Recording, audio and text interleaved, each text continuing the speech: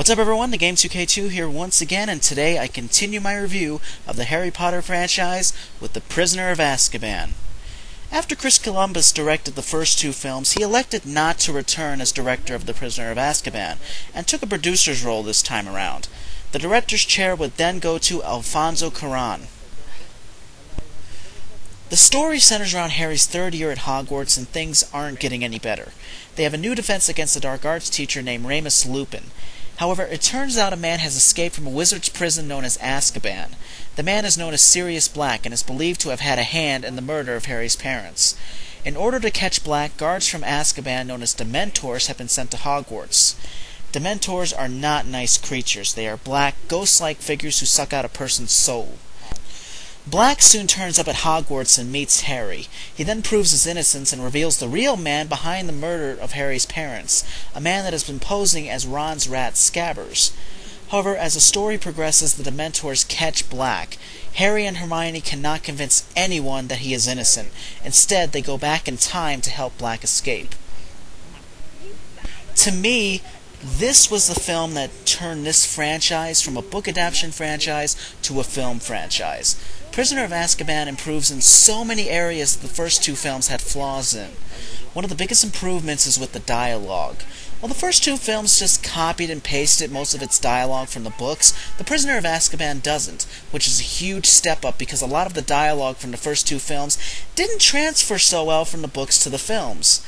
Also, they do a better job on choosing what elements to actually skip from the book.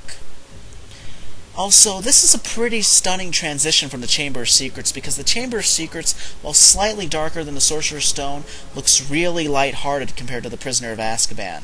The Prisoner of Azkaban takes a necessary step for the franchise. It's darker, more serious, and less comedic than its predecessors, showing that the franchise is maturing.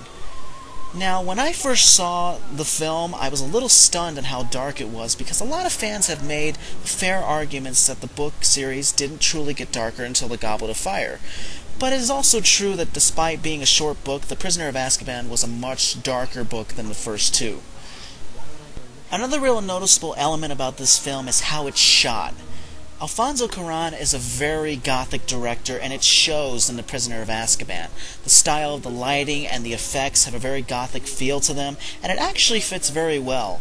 Now, with that being said, there still are the occasional flaws. While I admire Cuarón's style of filming, I think his action is actually worse than Chris Columbus's action. The action is slow, and some actually end so fast that you have no clue it was meant to be action. However, one of the greatest improvements was the effects. The CGI is amazing. Everything is much more detailed and bigger in this movie.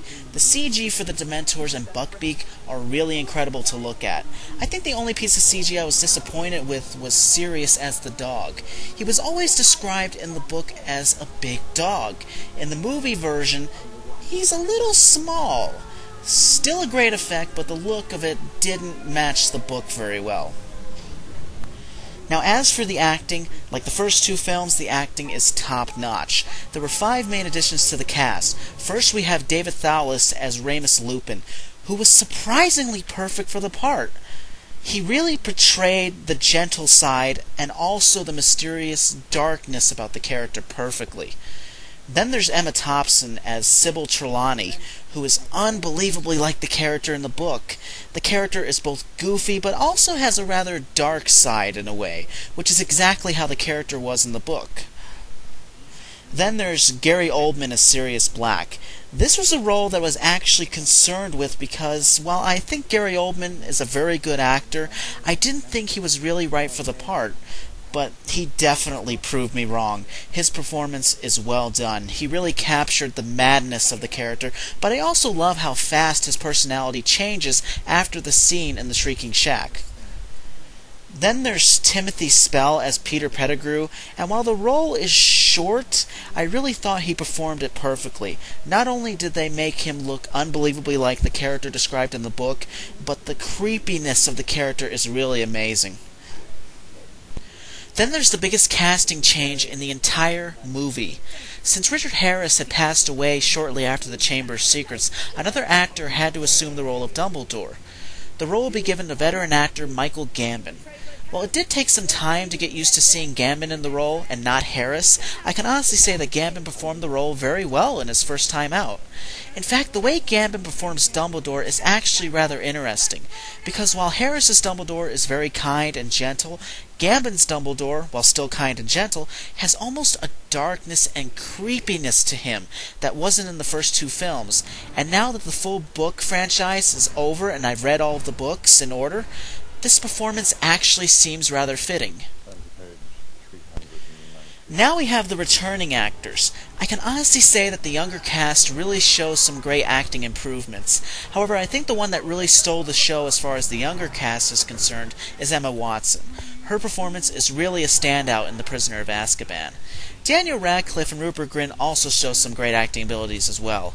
However, the one performance I was actually a little disappointed with was Tom Felton as Draco Malfoy, mainly because the character took a really comedic turn, and this turn would last for a few more movies, and that's really disappointing.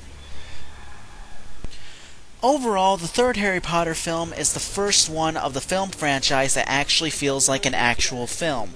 Better writing, better character development, and better effects really makes this film tower over the Sorcerer's Stone and the Chamber of Secrets. Well everyone, that's it for now. Thank you so much for listening, and tune in next time as I review the Prisoner of Azkaban video game.